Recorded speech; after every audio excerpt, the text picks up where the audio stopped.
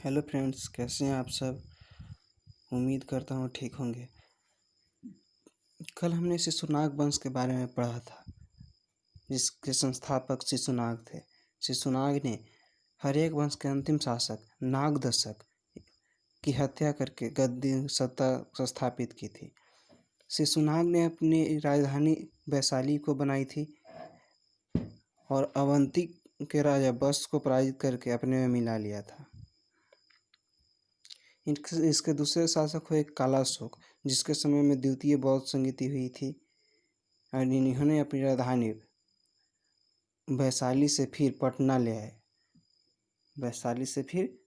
ले आए और शिशुनाग वंश का पटना मतलब पाटलिपुत्रा और शिशुनाग वंश का अंतिम शासक नंदीवर्धन हुए थे। यहाँ तक हम लोगों ने देख लिया था। अब हम देखेंगे अगले राजवंश नंद वंश के बारे में। नंद वंश के बारे में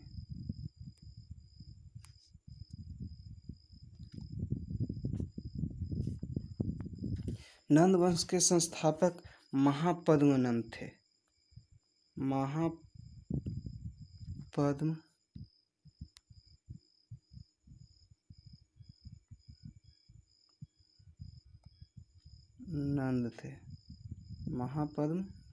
थे।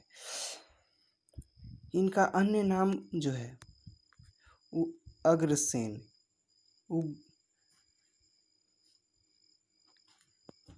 इनका अन्य नाम उग्रसेन,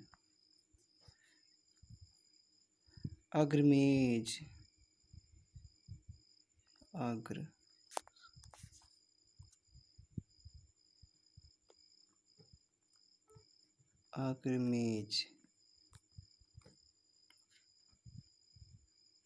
भार्गव,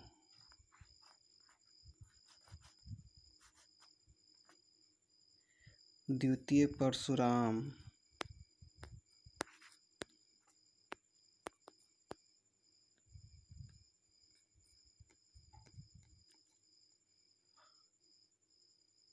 एकराट,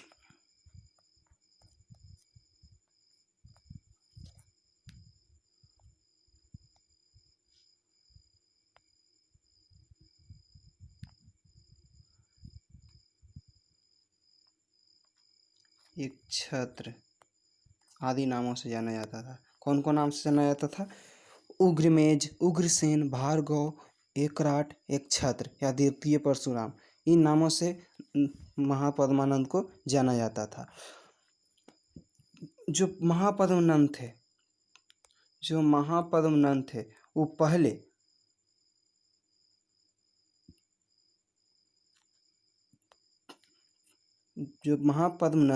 वो पहले शूद्र शासक थे, जो निम्न जाति के अंतर्गत आता है, जो निम्न जाति के शासक थे। निम्न जाति पहले शूद्र शासक थे महापद्मनंद। इन्होंने क्षत्रियों का अंत किया था। इन्होंने किसका अंत करके सत्ता प्राप्त की थी?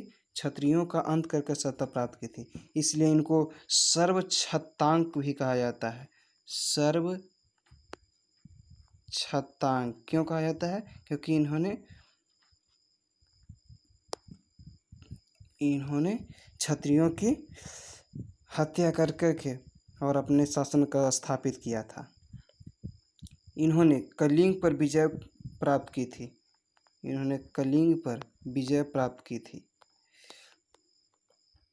इनके शासनकाल में कलिंग पर विजय प्राप्त किया गया था। सर्वक्षतांक कहा गया क्यों? क्योंकि इन्होंने जितना भी क्षत्रिय थे सभी को पराजित करके और अपना वंश नंद वंश की नींव रखी थी। अब हम इसके अंतिम शासक घनानंद के बारे में जानते हैं। घनानंद के बारे में जानते हैं।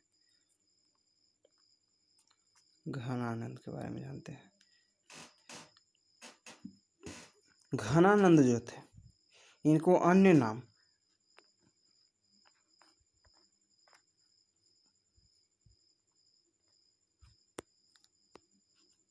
अग्रिमिज अग्रिमिज जाना जाता है। घनानंद को अग्रिमिज भी कहा जाता था। इनके महामात्य जो महामंत्री थे वो अमात्य राक्षस थे।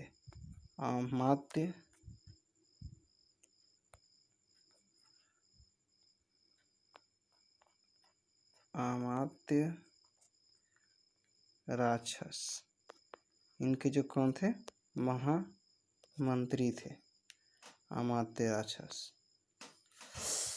यहाँ तक हो गया। घनानंद कौन थे? तो घनानंद नंद वंश के अंतिम शासक थे, और जिसके महामंत्री कौन थे? अमात्य राक्षस थे, और इन्हें किस नाम से जाना जाता था? अग्रमेज के नाम से जाना जाता था। इनके शासनकाल में ये स्टार याद करने वाला अति है, ये बहुत बार आ चुका है। इन्हीं के शासनकाल में सिकंदर,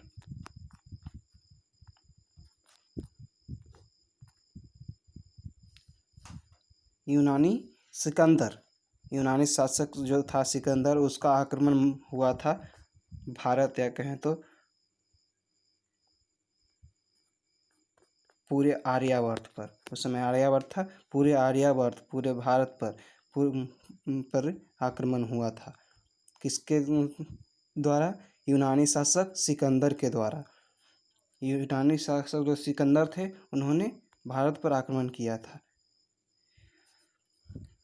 और जो नंद वंश के अंतिम शासक रहे वो यही रहे, घनानंद। ये एक अत्याचारी शासक था, जिसके कारण इसे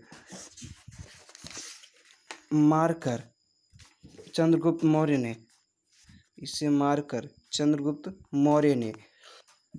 अपने मौर्य वंश की स्थापना की। तो अंतिम शासक कौन थे? घनानंद। और घनानंद को हत्या कौन किया? सबसे पहले देखेंगे मौर्य वंश।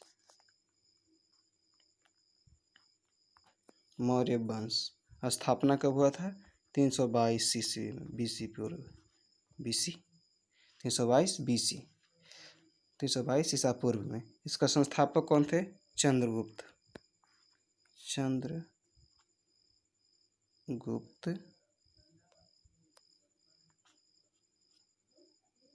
मौर्य। इनके संस्थापक कौन थे? चंद्रगुप्त मौर्य। उन्होंने घनानंद की हत्या करके सत्ता स्थापित की। चंद्रगुप्त मौर्य। अब हम चलेंगे कि इन्होंने कौन सा धर्म अपनाया था? तो इन्होंने जैन धर्म अपनाया था।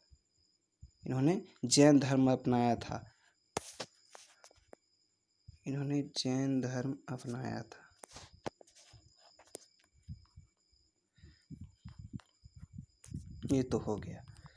अब बात करेंगे कि घनानंद तो एक बहुत शक्तिशाली शासक था, और ये चंद्रगुप्त उनके ना ही कोई उनके परिवार के निकट थे, तो इन्होंने हत्या कैसे की? तो इन्होंने चाणक्य की सहायता से सत्ता प्राप्त की थी। चाणक्य कौन थे? तो अर्थशास्त्र के लेखक चाणक्य थे। हम आगे चलते हैं।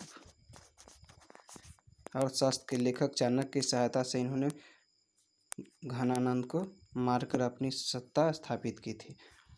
अब इसके बारे में जानकारी का स्रोत क्या है? कहाँ से हम इसको पता चलता है कि ये कोई मौर्य वंश भी आया था भारत में?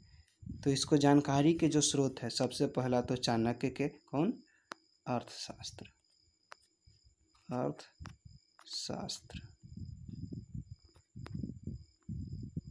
किसका? चाणक्य का।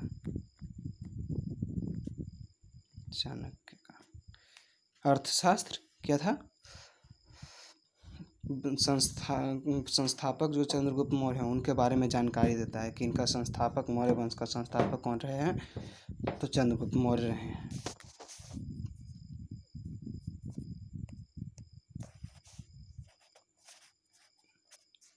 इनके संस्थापक कौन रहे हैं? चंद्रगुप्त मौर्य रहे। चलते हैं। इनके ये तो जानकारी प्राप्त करने का जरिया हुआ। दूसरा जरिया, इन्हीं के समय इंडिका की भी रचना हुई थी। इंडिका की रचना किसने की थी? इंडिका की रचना मेगास्थनीज ने की थी। इसे भी याद रखें।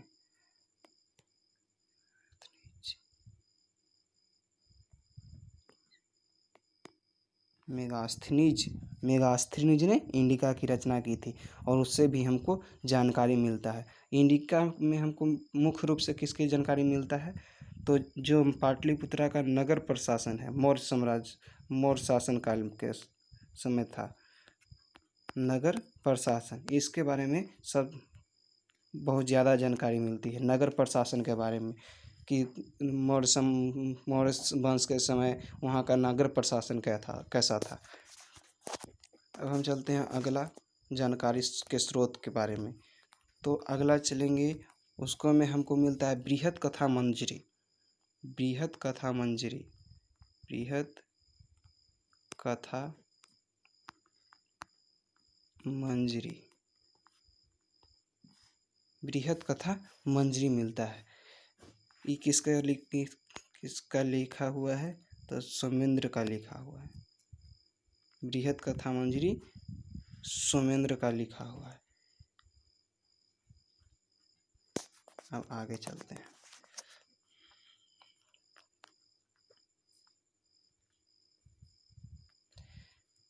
इसको से मुख्य रूप से जो हमको मिलता है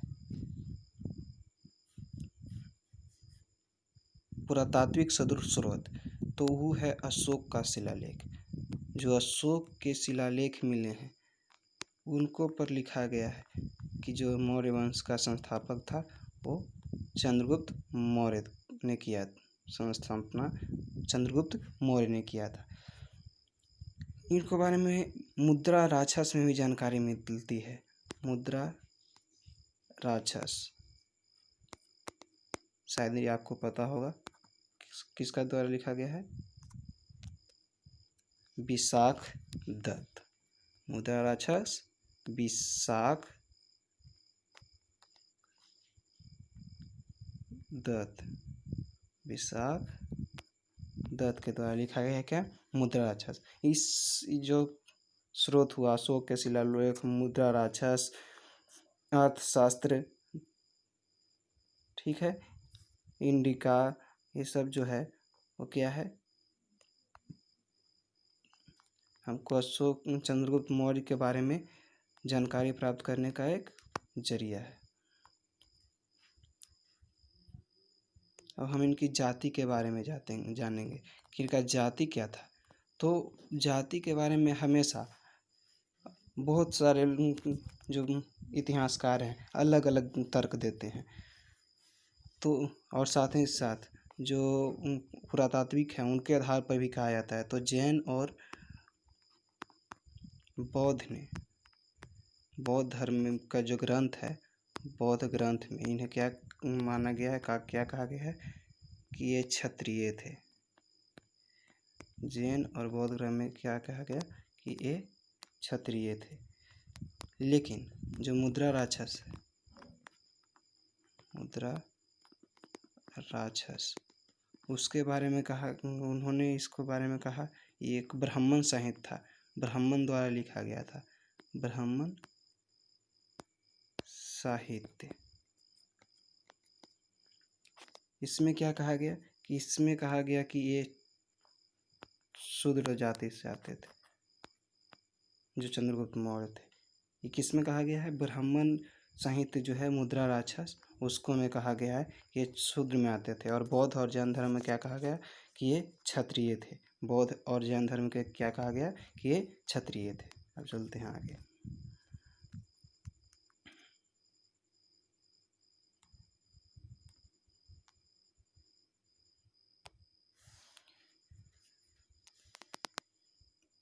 इनका नाम कहाँ मिलता है कि चंद्रगुप्त मौर्य था? नाम भी पता चलना चाहिए कि इनका नाम सच में चंद्रगुप्त मौर्य था। तो इनका नाम जो है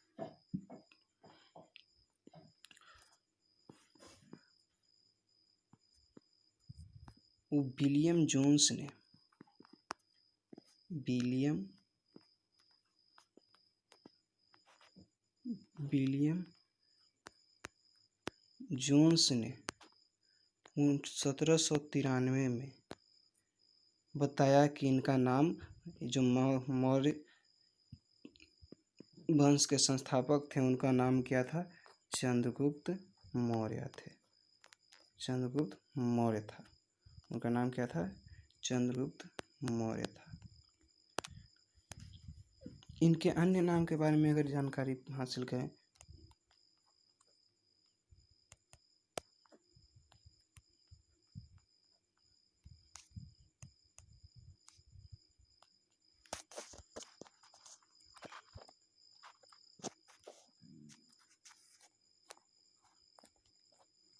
इनके अन्य नाम के बारे में जाने। अन्य नाम क्या रहे?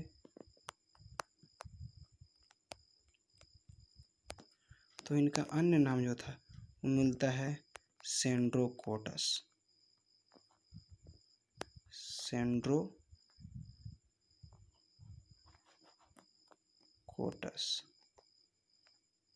इनका अन्य नाम में क्या आता है? सेंड्रोकोटस। इन्हें एंड्रोकोटस भी कहा गया है।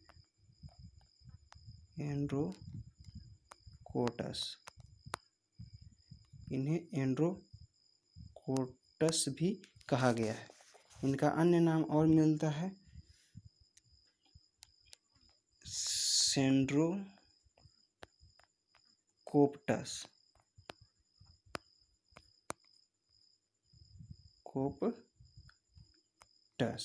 इनका अन्य नाम मिलता है सेंड्रोकोप्टस। ठीक है। इन्होंने पहली बार केंद्रीय सत्ता स्थापित की थी। केंद्रीय व्यवस्था स्थापित की थी, मतलब एक ही राजा, उपराजा का इन्होंने अति समाप्त कर दी थी। केंद्रीय व्यवस्था, जितना भी, जैसे हम अभी बात करते हैं व्यवस्था, इनमें क्या, इनके शासन काल में क्या किया गया था? केंद्रीय व्यवस्था लागू किया गया था। जैसे हम लोग भारत में रहते हैं तो सबसे भारत के जो अलग अलग राज्य हैं उनके अलग अलग सरकार होते हैं, और संघ जो पूरे सब मिलकर एक देश का निर्माण करता है उसका अलग सरकार होता है। तो उस पहले भी ऐसा था, लेकिन चंद्रगुप्त मौर्य ने इसे नहीं अपनाया था। पूरी तरह से, पूरे जो एक तरह से भारत है, पूरे अपना भारत पर खुद शासन किया था, खुद उसको अपनाया था। पूरे भारत पर खुद अपना नज़र गड़ाए थे। किसी और शासक को स्थापित होने का टाइम नहीं दिए थे, या किसी और शासक को नहीं बनाए थे। ये रहा आज की बात। अब हम कल बात करेंगे कि इन्होंने विजय यात्रा कैसे कैसे प्रारंभ की, कहाँ पहले विजय किया, फिर अंत में कहाँ विजय किया, इनकी मृत्यु कैसे हुई, फिर इनका जो पुत्र था बिंदुसार, उस गद्दी पर कब बैठा, उसने क्या काम किया, और सबसे महत्वपूर्ण, जो बिंदुसार का पुत्र था अशोक, जिसने पूरे इतिहास में एक तरह से चमकता हुआ सितारा के रूप में जाना जाता है। अशोक, जिसके बारे में हम लोग को बहुत गहराई से पढ़ना होगा। अशोक के कई स्तंभ लेख रहे, कई शिलालेख रहे, कई पत्थर पर लिखा हुआ रहा, गुहार लेख जो भी हमें बराबर की पहाड़ी में मिलता है, 3 को मिलता है बराबर की पहाड़ी में। इन सब के बारे में हम जानकारी हासिल करेंगे। अगर आपको एक वीडियो अच्छा लगे तो सब्सक्राइब और लाइक करना ना भूलें, और इसे जितना ज़्यादा से ज़्यादा हो अपने सभी ग्रुप में शेयर कर दें, ताकि जो आने वाले समय हो उसमें आप इस आयरोडोप क्लासेज का बड़ा हिस्सा बन सकें। Thanks for watching.